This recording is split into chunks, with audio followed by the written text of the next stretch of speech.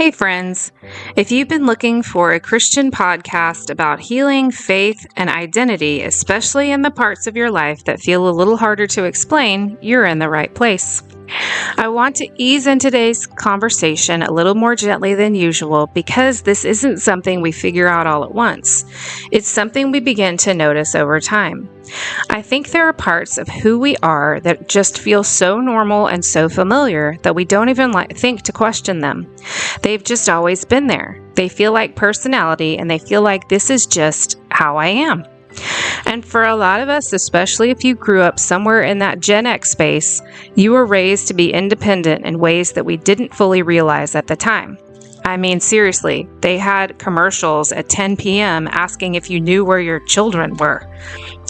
So you just came home, you figured it out, and you made your snack and you did your homework, and as long as nothing was on fire, everyone considered that day a win. We learned how to take care of ourselves early. We learned how to not need much. We learned how to stay out of the way and make things work. And somewhere along the way, that started to define us. We became the easy ones. Easy to be around, easy to work with, not asking for much, not causing problems, the ones who could just handle it. And to be fair, that is a strength. There's a steadiness that comes to that kind of life. There's an adaptability that a lot of people don't have. And it's something people notice, and it's something they often praise. But over time, I've started to wonder if some of the things that we've always called strengths might have deeper roots than we realize. Not in a way that makes them wrong, and not in a way that takes anything away from who we are, but in a way that invites us to look a little closer at how those patterns were formed in the first place. Because sometimes what looks like being easy is actually something that we learned, and something that we practiced. Something that helped us navigate environments, relationships, and expectations long before we had the words to understand what we were doing.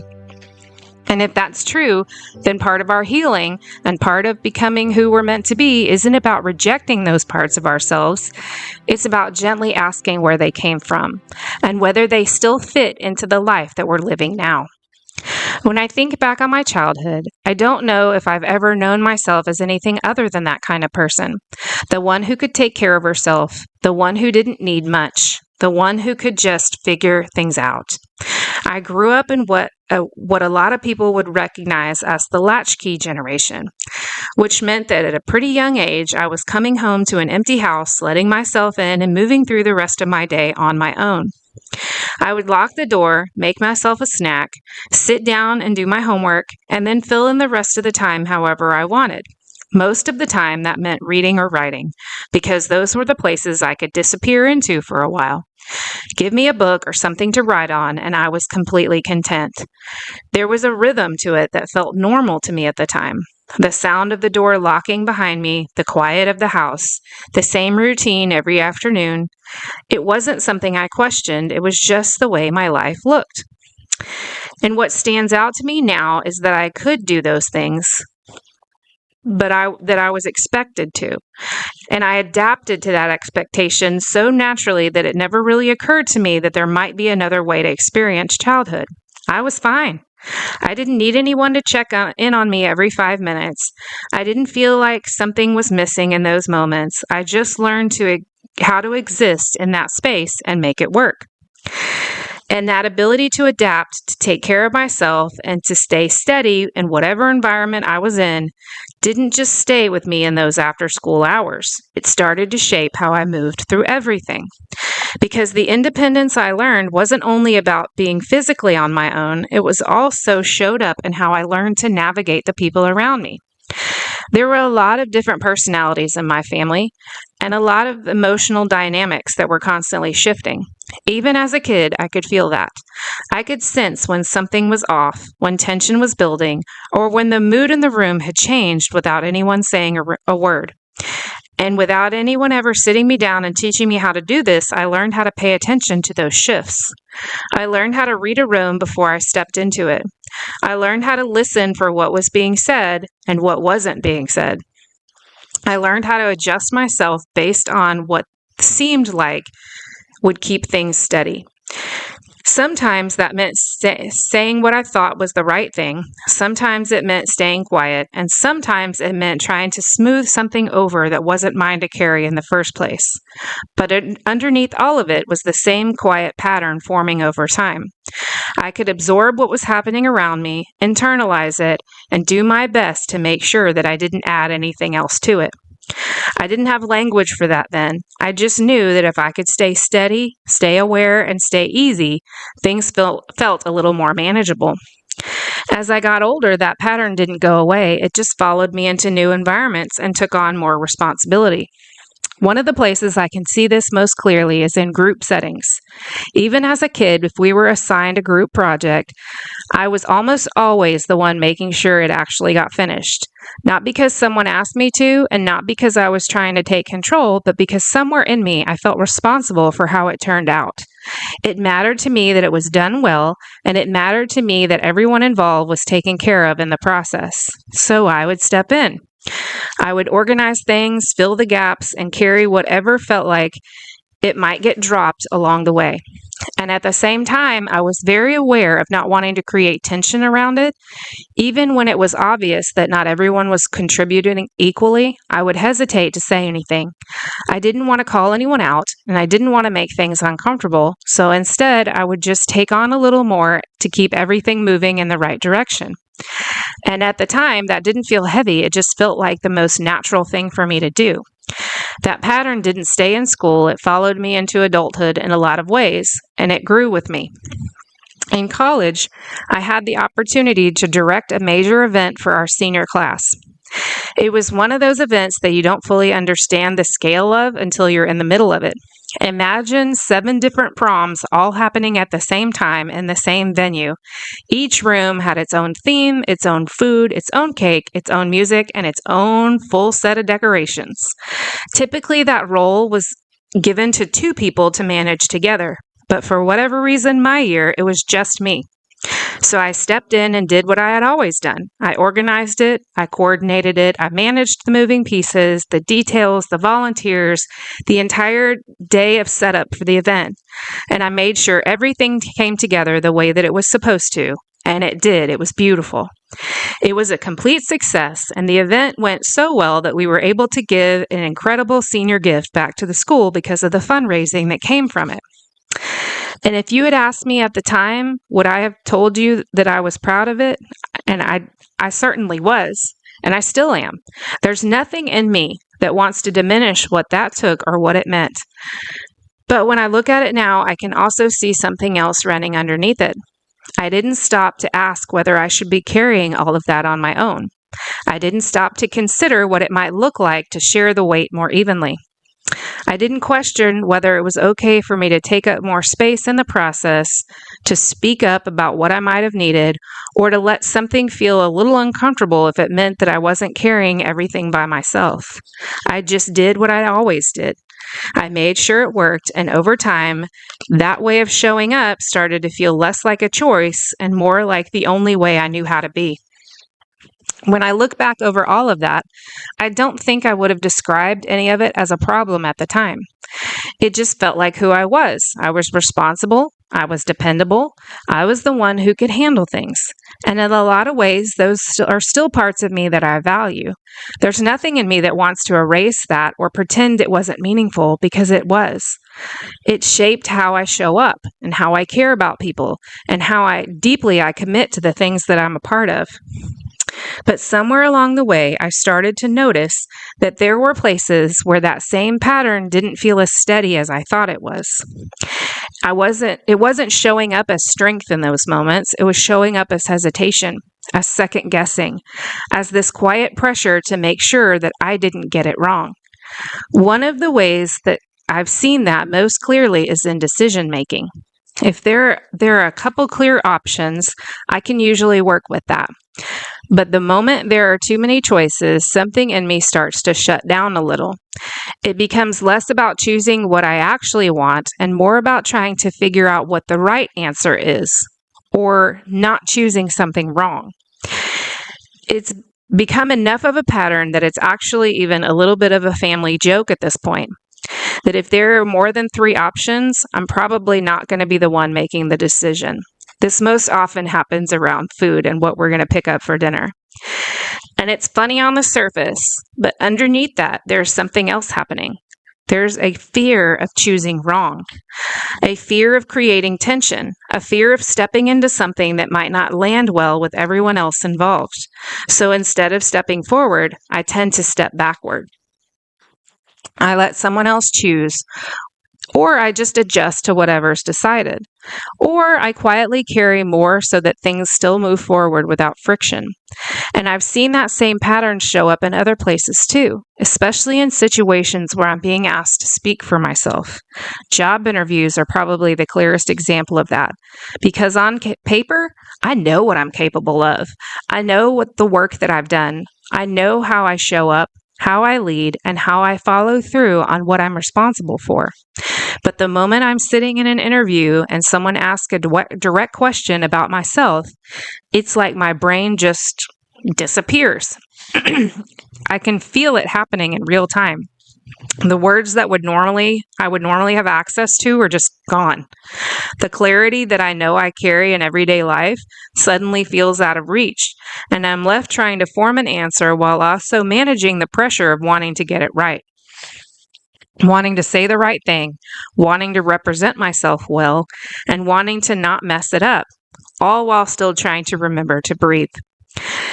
And the more that I feel that pressure, the harder it becomes to access what I actually want to say. There's a very specific feeling in those moments that's hard to explain unless you've experienced it. It isn't just that the words are hard to find. It's that everything starts happening at once. You're aware of the question, aware of the person asking it, aware of the expectation that you should have an answer, and at the same time, something in you is scanning for the right way to respond. Not just what's true. What's right. What will land well. What will make sense. What won't create confusion or tension. And the more that internal conversation starts to build, the further away your actual voice can begin to feel. It's still there.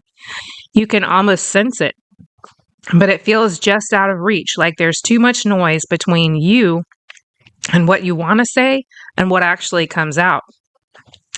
And in those moments, it's not that you don't know yourself. It's that you've spent so much time learning how to adjust yourself that accessing what is the most true can take a little longer than the moment allows for. So what comes out is often a version of me that feels smaller than what I actually know to be true. It's less clear, less confident, and less present. And for a long time, I thought those moments were just about nerves or personality or maybe something that I just wasn't very good at. But I've started to see that there's a connection between those moments and the patterns that were formed much earlier. Because when you spend years learning how to read a room, adjust yourself, and make sure you're not creating tension, it makes sense that speaking up, choosing clearly, or taking up space doesn't always feel natural. It doesn't mean you're incapable. It just means you learned something different first. As I've started to understand more about that in my own life, I've also started to recognize how many people carry this same pattern in ways that don't always look obvious from the outside, because it often shows up in the people who are the most dependable, the ones who everyone trusts, the ones who step in without being asked, and the ones who keep things moving when no one else is paying attention to what might fall through the cracks. It shows up in the people who are described as easy to be around, not because they don't have opinions or needs, but because they've learned how to set those things aside to keep everything else steady. And if that's you, there's a good chance you've been praised for it. You've been told that you're mature. You've been told that you're thoughtful. You've been told that you don't cause problems. And in a lot of ways, they're the reason that you've been able to carry as much as you have.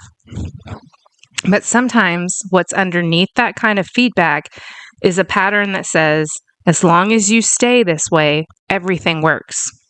So you keep doing it. You keep adjusting. You keep carrying. You keep making sure things don't fall apart. And over time, it can become so normal that you don't even realize how much of yourself you've set aside in the process. Not in a dramatic, all at once kind of way, just in the small moments. Choosing not to speak when something matters to you. Letting someone else decide because it feels easier than navigating the tension. Taking on a little more so that everything keeps moving without disruption. And if you've been living that way for a long time, it can start to feel like that's just your personality. Like you're just someone who doesn't need much, someone who's naturally easygoing, someone who doesn't have strong preferences. But what if that's not the full picture? What if part of what you've been calling your personality is actually something you learned in order to navigate environments that you were in? And what if the moments where you feel stuck or unsure or like your voice disappears aren't signs that there's something wrong with you? What if there's simply places where the pattern you learned no longer fits the situation that you're in now? I don't think I realized how much of my life had been shaped by this pattern until I started to see it show up in places where I actually wanted something different. Places where I wanted to speak more clearly, but couldn't quite get there. Places where I wanted to choose confidently, but felt myself hesitate. Places where I want to show up fully, but something made me pull back instead. And for a long time, I thought those moments meant that there was something wrong, that I needed to be more confident or more decisive or more sure of myself. But what I'm beginning to understand is that those moments aren't pointing to something broken. They're pointing to something learned. They're showing me where I adapted, where I adjusted, where I became who I needed to be in order to navigate the life I was living at the time. And that version of me wasn't wrong. It was wise and the only way that it knew how to be. I kept things steady. It helped me to move through environments that were complex and at times unpredictable. It allowed me to function in spaces where being easy made things feel safer. But what helped me then doesn't always fit the life that I'm living now.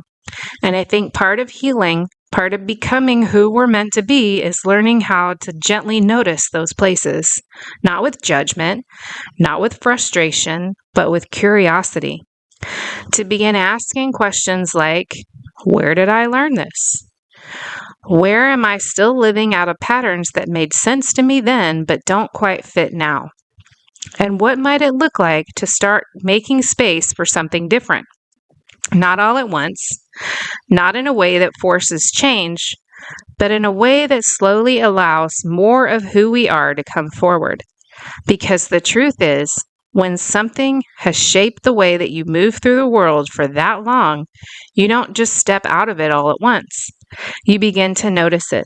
You begin to see it in real time in conversations, in decisions, in the quiet moments where you feel yourself hesitate or pull back. And at first, that awareness can feel a little unsettling, not because something is wrong, but because you're starting to see something that has always been there in a new way. And that kind of awareness doesn't immediately change the pattern, but it does begin to loosen it. And I think for some of us, this is the first time that we've even considered that possibility. Because if you've lived most of your life being the one who adjusts, the one who keeps things steady, the one who makes it work, you don't always stop to ask who you are underneath all of that. You just keep showing up the way that you always have, and it works until you start to feel yourself disappearing inside of it, until you start to feel the tension between who you've learned to be and who you are becoming.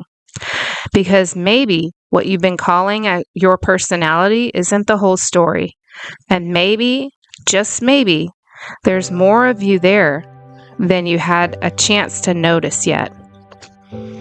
Before we close today, if this conversation resonated with you, you might want to spend a little more time with episode 5, learning to speak more kindly to yourself, or maybe episode 8, re-entry, continuing without erasing. Both of these hold pieces of this in a slightly different way, especially if you're beginning to notice how some of these patterns have shaped how you see yourself. Thank you for spending this time with me today. I know this kind of reflection isn't always easy, especially when it starts to uncover things that felt normal for such a long time. But if any part of you has felt familiarity with this, I hope you walk away from this conversation feeling a little less alone, and maybe just a little more curious about yourself in a way that feels safe. If this episode resonated, I'd love for you to stay connected to the podcast. The easiest way to do that is by following the show in your favorite podcast app. That way, new episodes will show up for you each week without you having to search for them. It also helps to get the word out about the show to others that might be needing this type of content. It is extremely helpful if you listen on Apple Podcasts, if you would consider leaving a review of the show there as well. And if you're someone who prefers to listen on YouTube, the podcast is there as well. You can find it by searching Healer and Hope Giver, and you'll see the full library of episodes there too. Also, if you're in a season where this kind of reflection feels especially close to home, I've created a free 7-day devotional called Quiet Authority. It's a gentle place to continue some of this work with short daily reflections that help you to begin to reconnect with your voice in a steady and grounded way. You can find that through the link in the show notes. And as always, if you know someone who might need this kind of conversation right now, sharing the episode is one of the simplest ways to let them know that they're not alone either. I'm really grateful that you're here, and I'll meet you back here next time.